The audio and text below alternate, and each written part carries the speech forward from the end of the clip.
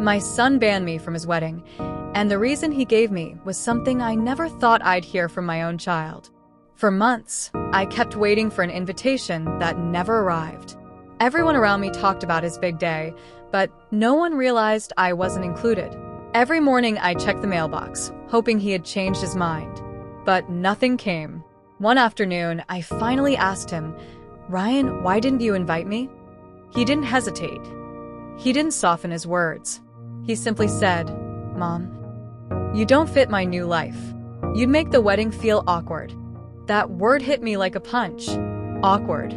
As if I was something to hide.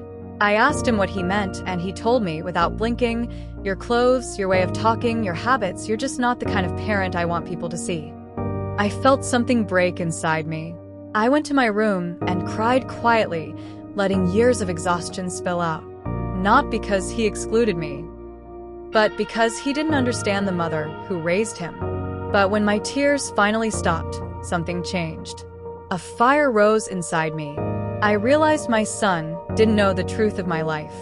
He didn't know what I survived. He didn't know the sacrifices I made so he could stand where he is today. And I whispered to myself, if he thinks I'm an embarrassment, then he needs to know who I really am. And that was the moment I decided he will hear the truth on his wedding day. I went to my closet and pulled out a small wooden box I hadn't touched in years.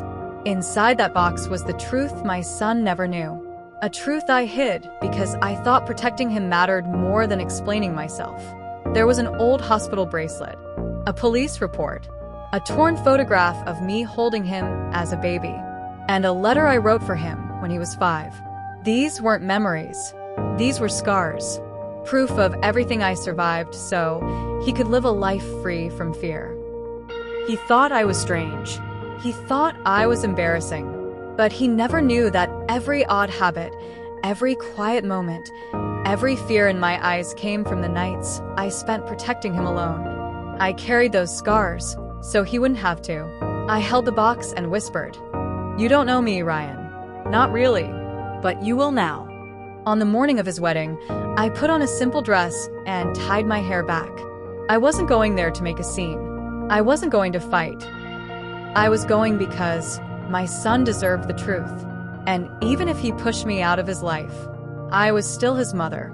With the box in my hands and a courage I hadn't felt in years, I walked toward the wedding venue, ready to tell my son a story he never knew he came from. When I reached the wedding hall, everything looked perfect.